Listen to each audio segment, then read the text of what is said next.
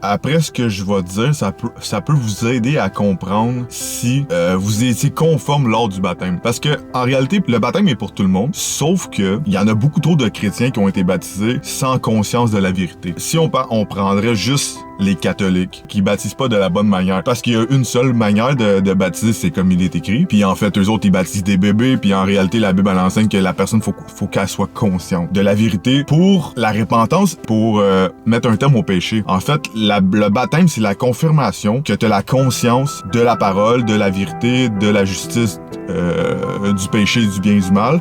Malgré que l'homme connaît quand même relativement, il connaît le bien et le mal naturellement.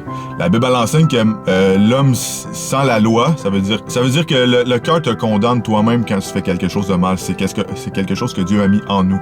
En fait, quand tu voles, tu sais que même sans lire la Bible, tu sais que c'est pas correct. Quand tu commets un adultère, tu sais que c'est pas correct. Même si t'as pas lu la Bible. Il y a pas personne, lors du jugement, va avoir d'excuses de dire je le savais pas. Parce que Dieu a mis en eux, par la connaissance du bien et du mal, qu'on parle le fruit défendu que Adam et Ève ont mangé. C'est ça. Ben dans le fond, ils ont eu la connaissance, ça dit qu'ils ont devenu semblables à Dieu et après ça, ils ont su c'était quoi le bien et le mal. Donc, une fois que tu as la connaissance, ben faut que tu fasses le bien. Donc, c'est pour ça que si tu fais le mal, t'as péché. Puis donc, le baptême. Si on revient au baptême, mais là, si on pointe les catholiques, c'est une bonne chose. Mais il y a beaucoup de chrétiens qui pointent les catholiques, mais ils se pointent pas eux autres. Ça veut dire que eux autres, ils baptisent des bébés, mais toi, quand t'as été baptisé, est-ce que t'avais une sincérité de repentance? Parce que, en fait, le baptême, c'est une promesse à Dieu de mettre un terme à ton péché après avoir connu la vérité. Je veux dire, moi, je pourrais pas baptiser n'importe qui. La personne, premièrement, faut qu'elle ait une Bible. Faut qu'elle... Soit si elle a pas de Bible ou si moi j'apprêche, comme Jean-Baptiste a prêché, répentez-vous, le royaume de Dieu est proche. Puis il dit, produisez du fruit digne de repentance.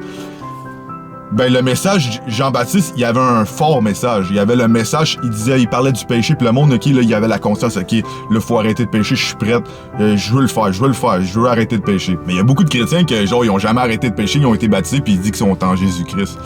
Ça, c'est totalement faux, genre. C'est genre la pire menterie que tu peux pas avoir dans... La pire menterie que le diable peut pas faire croire, c'est que Jésus, t'as accepté Jésus, t'as été baptisé, t'as accepté Jésus, puis tout est correct.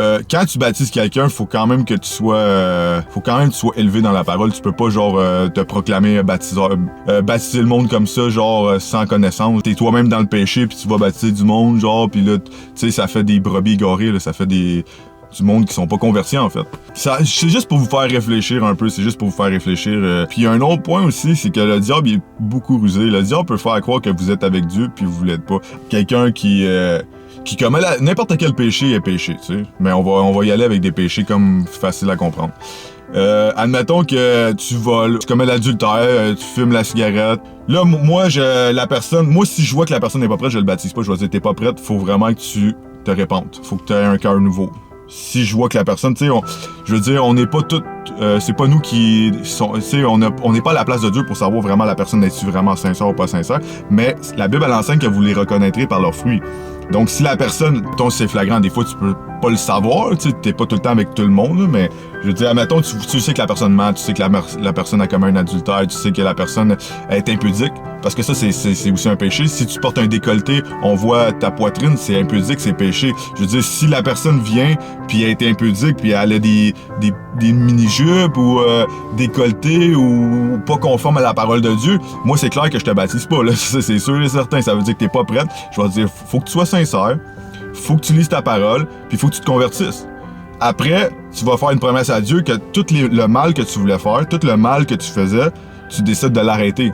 Normalement, quand tu entends la vérité, puis c'est pire pour ceux qui connaissent la vérité, la Bible elle enseigne que quand tu connais la vérité, Jésus a dit quand tu connais la vérité puis tu fais pas ce qui est écrit, quand tu connais la vérité et tu la mets pas en pratique, tu vas venir 7 fois pire. Tu vas être plus maudit que le païen dehors parce que toi t'as connu la vérité puis lui il l'a pas connu.